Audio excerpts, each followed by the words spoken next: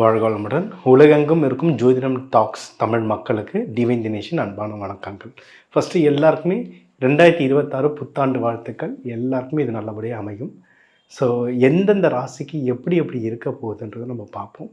இந்த 2026 வந்து நிறைய பெயர்ச்சிகள் இருக்குங்க. குரு பெயர்ச்சி இருக்குது. ஜூன் மாதம் குரு பெயர்ச்சி, ஜூலை மாதம் வந்து சனி பகவான் வக்ர பயிற்சி, நவம்பர் மாதம் வந்து ராகு கேது பயிற்சி இருக்குது. ஸோ நிறைய பயிற்சிகள் இருக்குது. மற்றபடி சுக்கிரன், செவ்வாய் இவங்கெல்லாம் மாத பயிற்சிகளாகவும் நிறைய வந்துட்டுருக்கு. ஸோ யாருக்கு எப்படி என்னென்ன நடக்க போகுது, யார் யார் இதில் ஜாக்பாட் ராசிகள், யார் யார் கொஞ்சம் கவனமாக இருக்கணும், யார் யாருக்கு திருமண வாய்ப்புகள், யார் யாருக்கு குழந்தை பேர் நடக்கிறது, வெளிநாட்டுக்கு யார் போவா, வேலைக்கு யார் கிடைப்பா, இது எல்லாமே நம்ம வந்து பார்க்க போகிறோம். மேஷம் முதல் மீனம் வரை ஒவ்வொன்றா பார்த்துட்டு வருவோம். இயற்கையிலேயே தலைமை பண்பு கொண்டவர்கள் இந்த சிம்ம ராசிக்காரங்க. இந்த சிம்ம ராசிக்கு 2026 எப்படி இருக்குன்றது பார்ப்போம். ஏற்கனவே ஒரு வருஷமாக அடித்து துவைச்சி எடுத்துகிட்ருக்காங்க. புரியுது, கதறுதெல்லாம் நல்லா கேட்குது. ஏன்னா அஷ்டம சனி கேது வேறு இருக்கார். ரொம்ப டஃப்பான பீரியட். ஒரு பெரிய விமோச்சனம்னா இந்த வருஷம் வந்து கேது பகவான் உங்கள் வீட்டிலேருந்து மாறுவாருங்க. ஆனால் அது எப்போனா நவம்பர் 25 வருஷம் கடைசியில் தான் மாறுவார். அப்போ இந்த ஒரு வருஷம் இன்னும் கொஞ்சம் டஃப்பாக இருக்கும். ஓகே, இதுதான் நடக்க போகுதுன்னு தெரிஞ்சிருச்சு. இப்போ நம்ம கொஞ்சம் ஜாகிரதையாக இருக்கலாம். ஓகே, எந்தெந்த விஷயத்தில் ஜாகிரதையாக இருக்கணும்னா, பண விஷயத்தில் ரொம்ப ஜாகிரதையாக இருக்கணும். யார்கிட்ட பணம் கொடுக்குறீங்க, யார்கிட்ட வாங்குறீங்க, கைக்கு பணம் வந்ததுனா கூட பயங்கரமாக செலவாகும். ஸோ பண விஷயத்தை ஜாகிரதையாக இருந்தீங்கன்னாவே தப்பிச்சிருவீங்க.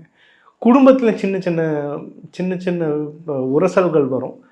அதுவும் என்னென்னா நம்ம கோபம், ஏன்னா நம்ம வந்து ஆதிக்கம் செலுத்தி பழகிட்டோம். நம்ம சொன்னால் கேட்கணுன்ற அந்த ஆதிக்கம் நம்மளுக்கு இருக்கும். ஆனால் இந்த ஒரு வருஷம் வந்து சிண்டு முண்டுங்கள்லாம் நம்மளை வந்து இடின்னு இடிச்சுட்டு போகும். ஸோ யாரும் கேட்க மாட்டாங்களேன்ற ஒரு கோபம் வரும். ஒரு வருஷத்துக்கு கொஞ்சம் அமைதியாக நடத்துங்க. கேது பகவான் உங்கள் வீட்டில் வந்து மூவ் ஆகிட்ட பிறகும் திருப்பி உங்களுடைய அந்த பவர் திருப்பி வந்துடும். நல்ல விஷயம் என்ன அப்படின்னா, முயற்சி ஸ்தானம் ரொம்ப நல்லாயிருக்கு. அதாவது நீங்கள் வேலைக்கோ பிஸ்னஸ்க்கோ இல்லை எக்ஸாம்ஸ் எழுதவோ, ஏன்னா கவர்மெண்ட் ஜாப் நிறைய பேர் ட்ரை பண்ணுவீங்க சிம்மத்தில். அதுவும் எந்த ஜாபில் இருந்தாலும் ப்ரமோஷனுக்கும் நீங்கள் ட்ரை பண்ணுவீங்க. அந்த ட்ரை பண்ணுறது எல்லாமே நல்லபடியாக நடக்குங்க. முயற்சி ஸ்தானம் சூப்பராக இருக்குது. நீங்கள் உங்களுக்கான தெய்வ வழிபாடு இந்த வீடியோ கடைசியில் சொல்கிறேன். அதை ஃபாலோ பண்ண நீங்கள் ப்ரமோஷன்ஸ், வெளிநாடு போகிறது, புது வேலை கிடைக்கிறது, எங்கே ட்ரான்ஸ்ஃபரோட ப்ரமோஷன் கிடைக்கிறது, இதெல்லாம் உங்களுக்கு கிடைக்கிறதுக்கு வந்து நிறைய வாய்ப்புகள் இருக்குது. 4ஆம் வீடும் சூப்பராக இருக்குது. நீங்கள் ஏன்னா இன்வெஸ்ட்மெண்ட் பண்ணணும். கோல்டு, நிலம், வீடு, வண்டி இதெல்லாம் இன்வெஸ்ட்மெண்ட் பண்ணால் தாராளமாக பண்ணலாம். கேது பகவான் இருக்கிறதுனால அதில் நிறைய கன்ஃபியூஷன் வரும். யாராவது வந்து எதனா குழப்பி விட்டு போயிடுவாங்க. ஸ்டாக் மார்க்கெட் இந்த ஸ்டாக் வாங்கலான்னு பார்த்தா யாருனா ஒருத்தர் வந்து புதுசாக என்ன ஒன்று சொல்லி விட்டு போயிடுவாங்க. நீங்கள் வந்து ஒரு ஜோதிடரை பார்த்து உங்கள் நேரம் இப்போ எப்படி இருக்குது, அதில் எதை இன்வெஸ்ட்மெண்ட் பண்ணால் கரெக்டாக இருக்குன்றதை பாருங்கள். நம்ம எப்போயுமே சொல்கிறது, லட்சம் போட்டு வண்டி வாங்குவீங்க, கோடி போட்டு லேண்ட் வாங்குனீங்க, ஒரு 1000 கொடுத்து ஜோதிடரை பார்த்தீங்கன்னா அது அடுத்தடுத்த தலைமுறைக்கு கொடுக்கறதுக்கு நிறைய உபயோகப்படும். உங்களது ஹெல்த்தை பத்திரமா பார்த்துக்கோங்க. ஏன்னா உங்களது ஹெல்த்து நிறைய சரியாகும். ஏன்னா குரு பகவான் உங்கள் 6ஆம் வீட்டை பார்க்குறாரு. ஹெல்த்து நிறையவே சரியாகும். பட் இருந்தாலும் கொஞ்சம் ஜாகிரதையாக பார்த்துக்கிறது நல்லது. எதிரிகள் தொல்லையெல்லாம் நிறையவே குறையும். உங்களுடைய 5ஆம் வீட்டை வந்து முடிஞ்ச அளவுக்கு மெடிடேஷன் நல்லா பண்ணுங்கள். உங்கள் மைண்டு ரொம்ப ஸ்டேபிள் ஆகும். உங்கள் குடும்பத்தோடு நீங்கள் நிறைய வெளியே போயிட்டு வர மாதிரி இருக்கும். அதுவும் குலதெய்வம் கோவில்கள் அதிகமாக போயிட்டு வருவீங்க. குடும்பத்தோடு போயிட்டு வரும்போது அந்த எனர்ஜி ரொம்ப ஜாஸ்தியாகும். கல்யாணத்துக்கும் நேரம் ரொம்ப நல்லா இருக்குங்க. பொண்ணு மாப்பிள்ளை வீட்டுக்கு போயிட்டு வரணும், நிச்சயதார்த்தம் பண்ணணும், கல்யாணம் பண்ணணும். இந்த வருஷம் ரொம்ப நல்லாயிருக்கு. ஆனால் கொஞ்சம் ஜாகிரதையாக பண்ணுங்கள். ஏன்னா ராகு பகவான் இருக்கிறதுனால ஏதாவது ஒரு பஞ்சாயத்து இழுத்து விட்ருவாங்க. நம்ம நம்பி கூட மாமா சித்தப்பான்னு யாருன்னா கூப்பிட்டு போவோம், எதையாவது ஒன்று பேசி குழப்பி விட்ருவாங்க. நம்ம சொந்தம் பேசுவோம், நம்ம சொந்தத்தை நம்ம கவனிச்சுதானா எதிர்க்க இருந்து யாராவது வந்து குழப்பி விட்ருவாங்க. ஸோ நீங்கள் கொஞ்சம் ஜாகிரதையாக பார்த்து யாரை எங்கே வைக்கணுன்றதை பார்த்தீங்கன்னா இந்த கல்யாணம் நிச்சயதார்த்தத்தெல்லாம் சூப்பராக அமையும். ஏற்கனவே கல்யாணம் பண்ணவங்களுக்குள்ளேயே இணக்கங்கள்லாம் வரும். கொஞ்சம் ஜாகிரதையாக இருந்துக்கணும். ஜாகிரதையாக இந்த வருஷம் இருந்துக்கிட்டிங்கனாவே சூப்பர். முக்கியமாக கடன்கள், நீங்கள் எதாவது கடன் வாங்கணுன்னாலும் கிடைக்கும். ஆனால் அது செலவாகவே முடிஞ்ச அளவுக்கு கடன் யார்கிட்டையும் வாங்காதீங்க. அதை விட முக்கியம் கடன் யாருக்கும் கொடுக்காதீங்க. சிம்மம் அவ்வளோ சீக்கிரம் கொடுக்காது. கொடுத்துட்டிங்கன்னா கொஞ்சம் அவஸ்தைப்படுவீங்க. அதனால் கொடுக்காமல் இருக்கிறது ரொம்ப நல்லது. குருமார்களை போய் பாருங்கள். குருமார்களை பார்க்க உங்கள் சக்தி ரொம்ப ஜாஸ்தியாகும். நீங்கள் எப்போயுமே மோஸ்ட்லி டாப் பொசிஷனில் இருப்பாங்க. உங்களோட சீனியர்ஸ் கிட்ட கேட்கலாம். அப்படி இல்லைன்னா ஜீவ சமாதிகள் வழிபாடோ, அப்படி முக்கியமாக இப்போ கேது இருக்கிறதுனால ஜீவ சமாதிகள் வழிபாடு உங்களுக்கு நிறைய கை கொடுக்கும்.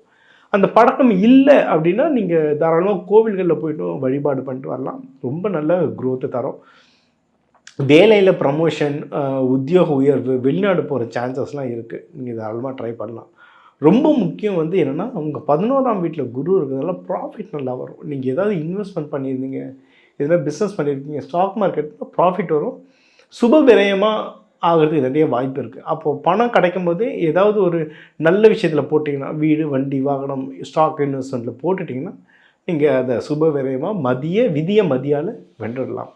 நீங்கள் வழிபட வேண்டிய தெய்வம் லக்ஷ்மி நரசிம்மர் ரொம்ப நல்லது. சிவ வழிபாடு ரொம்ப நல்லது. ஞாயிற்றுக்கிழமை, சனிக்கிழமை நீங்கள் ராகு காலத்தில் போய் வழிபாடு பண்ணுறது இந்த 2026க்கு உங்களுக்கு ரொம்ப நல்லதாக இருக்கும். அன்னதானம் பண்ணுறது வந்து பிரிஞ்சு மாதிரி ஒரு கிராண்டான ஃபுட்டை அன்னதானமாக பண்ணுங்கள். இந்த வருஷம் 2026 உங்களுக்கு சூப்பராக அமையும். சரி, இப்போ உங்கள் ராசிக்கு வந்து எதெல்லாம் நல்லது, என்னென்ன ஜாக்பாட், என்னென்ன நல்லது நடக்கும், எந்தெந்த விஷயத்தில் உஷாராக இருக்கணும், வேலை எப்படி இருக்கும், திருமணம் எப்படி ஆகும், குழந்தை பேர், நீங்கள் ஜென்ரலாக லைஃபு, பணம் எப்படி தங்கும், குடும்பத்தில் சந்தோஷம் எப்படி இருக்கும், எந்த தெய்வத்தை எப்படி வழிபடணும், எந்த நாளில் வழிபடணும், இது எல்லாமே டீட்டெயில்டாக சொல்லியிருக்கோங்க. சில பேருக்கு வந்து ரொம்ப சந்தோஷமான வருஷமாக இருக்கும். சில விஷயங்களில் வந்து நம்ம படிப்பினை கற்றுக்கிட்டு தான் இருக்கும். ஆனால் எல்லாத்துக்குமே சொல்யூஷன் சொல்லியிருக்கோம். இது எல்லாமே ஒரு பொதுவான சொல்யூஷன். இப்போ ஒரு நட்சத்திரத்துக்கும் நம்ம தமிழ் மக்கள்லேயே ஒரு ராசிக்கும் ஒரு கோடி பேர் இருக்காங்க. சரிங்களா? அதனால் இது எல்லாம் பொதுவாக சொல்லியிருக்கோம். உங்கள் தனிப்பட்ட ஜாதகத்துக்கு எப்படி நடக்கும்னு தெரியணுன்னா தாராளமாக நம்பர் கான்டாக்ட் பண்ணி கன்சல்டிங் எடுத்துக்கலாம். இந்த வருஷம் வந்து நிறைய பயிற்சிகள் இருக்குது. இப்போ குரு பயிற்சி வந்து இந்த வருஷம் வந்து ஜூன் 2 வரும். ஸோ இந்த வருஷத்தையே 2ஆக பிரிச்சுக்கலாம். ஜூன் 2க்கு முன்னாடி, ஜூன் 2க்கு அப்புறம்னு அதை வச்சு தான் உங்களுக்கு பலன்களும் சொல்லியிருக்கேன். ஸோ குரு பயிற்சி நடக்குது. சனி வக்ர பயிற்சி நடக்கும். சனி பயிற்சின்றது 2.5 வருஷத்துக்கு ஒன்று. இப்போ வந்து வக்ர பயிற்சி நடக்கும். அது வந்து ஜூலை 27 கிட்ட நடக்கும். அதுவும் ஆல்மோஸ்ட் நடுவில் வருது. அதையும் வச்சு தான் உங்களுக்கு பலன் சொல்லியிருக்கேன். அடுத்து மேஜராக நடக்க போகிறதுனா ராகு கேது பயிற்சி. அது வந்து நவம்பர் 25, 2026 ஆல்மோஸ்ட் வருஷம் கடைசியில் தான் நடக்க போகுது. அதையும் சேர்த்து தான் உங்களுக்கு பயிற்சி சொல்லியிருக்கேன். இது 3 தான் பெரும் பாதிப்புகள் தருது. அதை தாண்டி உங்களுக்கு வந்து செவ்வாயோ, சூரியனோ, சுக்கிரனோ இது எல்லாமே ரெகுலர் நடக்கிற பயிற்சிகள். நம்ம அது மாத பலன்களில் உங்களுக்கு பார்த்துக்கிட்டே வரலாம். மேஜர் பயிற்சிகள் உங்களுக்கு எல்லாருக்குமே சொல்லியாச்சு. இந்த பயிற்சிகள்லேருந்து நம்மளை காத்துக்கணும், இல்லை இருக்கிற நல்லது இன்னும் நான் பெருசாக ஆகணும் அப்படின்னா தெய்வ வழிபாடு தாங்க. தெய்வ வழிபாடு பெஸ்ட்டு.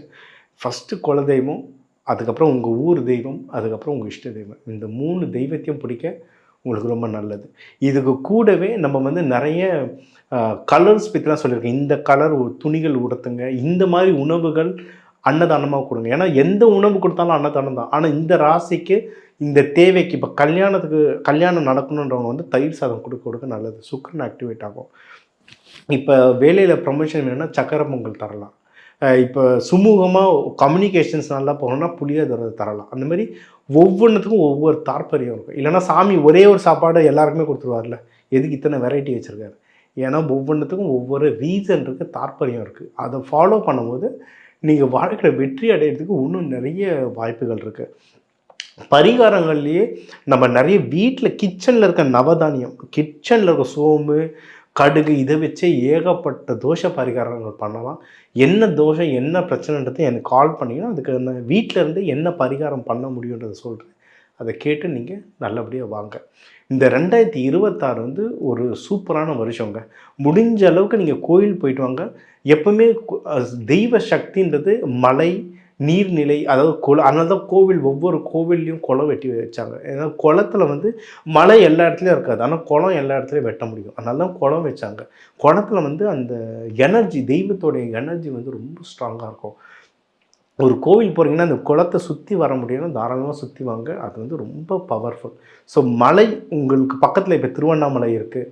அந்த மாதிரி மலை பக்கத்தில் இருக்க கோவிலாக இருந்தால், முருகன் கோவிலெல்லாம் ஜென்ரலாக மலைங்க இருக்குது. திருப்பரங்குன்றம், பழனி, அந்த மலையை சுற்றி வர முடியும்னா மலையை சுற்றி வாங்க. இல்லை மலை ஏறி போய் சாமி கும்பிட்டுட்டு வர முடியும்னா கும்பிட்டு வாங்க. இப்போ மலையே எங்கள் ஏரியாவில் இல்லை சார்னா குளம் எங்கே இருக்கோ அந்த கோவிலுக்கு போயிட்டு வாங்க. குளம் இருக்கிற கோவிலுக்கு பவர் ஜாஸ்தி. இன்னும் இந்த குளத்தை நீங்கள் சுற்றிட்டு வர முடிஞ்சாலும் நீங்கள் வாழ்க்கையில் வந்து ரொம்ப நல்ல சிறப்பாக இருக்குங்க. ஸோ எந்த தெய்வ வழிபாடு, என்னென்ன வழிபாடு, எப்படி வழிபாடு, இது எல்லாமே நம்ம தெளிவாக சொல்லியிருக்கோம். இதெல்லாம் ஃபாலோ பண்ணிட்டு வாங்க. இந்த 2026 எல்லாருக்கும் ஒரு சூப்பர் இயராக அமையறதுக்கு டிவைன் தினேஷன் வாழ்த்துக்கள். வாழ்க வளமுடன்.